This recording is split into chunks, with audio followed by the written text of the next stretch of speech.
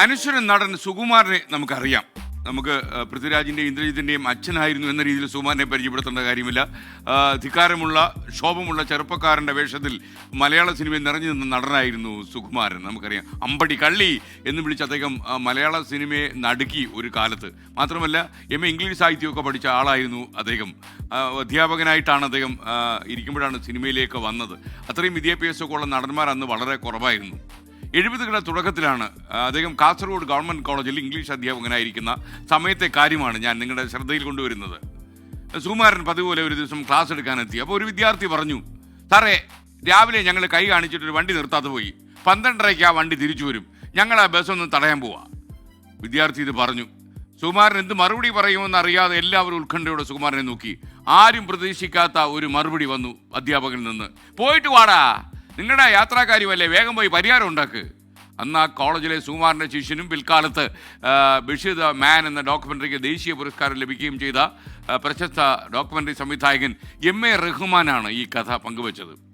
ശരിയാണ് എന്ന് എനിക്ക് തോന്നുന്ന കാര്യത്തിൽ എപ്പോഴും ഉറച്ചു നിൽക്കണം, അങ്ങനെ ചിന്തിക്കുന്ന ആളായിരുന്നു സുകുമാരൻ. ഏത് വിഷയത്തിലും അദ്ദേഹത്തിന് നിലപാടുണ്ടായിരുന്നു. നിലപാട് ശരിയാണെങ്കിൽ അതിൽ ഉറച്ചു നിൽക്കും എന്ന് മാത്രമല്ല, ഉറച്ച ശബ്ദത്തിൽ അത് പുറത്തു പറയാനും അദ്ദേഹം മടിച്ചില്ല. പല സിനിമാ താരങ്ങളുടെ നിലപാടുകൾ പുറത്തു പറയില്ല.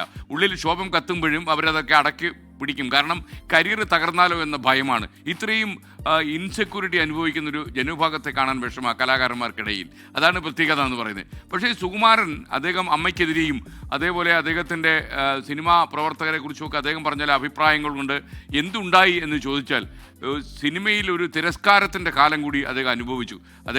അദ്ദേഹത്തെ പൂർണ്ണമായും തിരസ്കരിച്ച് സ്ക്രീനിൽ അദ്ദേഹം പ്രത്യക്ഷപ്പെടാത്തൊരു കാലം പോലും ഉണ്ടായിരുന്നു എന്ന് ആലോചിക്കുക. പക്ഷേ നീതിയുടെയും സത്യസന്ധതയുടെയും പാതയിൽ നിന്ന് വ്യതിചലിക്കാൻ പലപ്പോഴും സുകുമാരൻ തയ്യാറായിട്ടില്ല. വിഷയങ്ങളിൽ വ്യക്തമായ നിലപാടുകൾ നമുക്കുണ്ടെങ്കിൽ ആ നിലപാടുകൾ സത്യസന്ധമാണെങ്കിൽ, മാത്രം യാഥാർത്ഥ്യ ബോധത്തിൽ അടിസ്ഥാനമല്ലെങ്കിൽ പോലും അത് പറയാൻ നമ്മൾ ചങ്കൂറ്റം കാണിക്കണം. ഇതൊരാളിൻ്റെ വിശ്വാസ്യത വർദ്ധിപ്പിക്കും. മാത്രമല്ല ആശയക്കുഴപ്പങ്ങൾ ഇല്ലാതാക്കുകയും ചെയ്യും. ലാഭനഷ്ടങ്ങളെക്കുറിച്ച് നമ്മൾ കണക്ക് കൂട്ടിയാൽ പലപ്പോഴും നമുക്ക് നിലപാടുകൾ പറയാൻ കഴിയില്ല.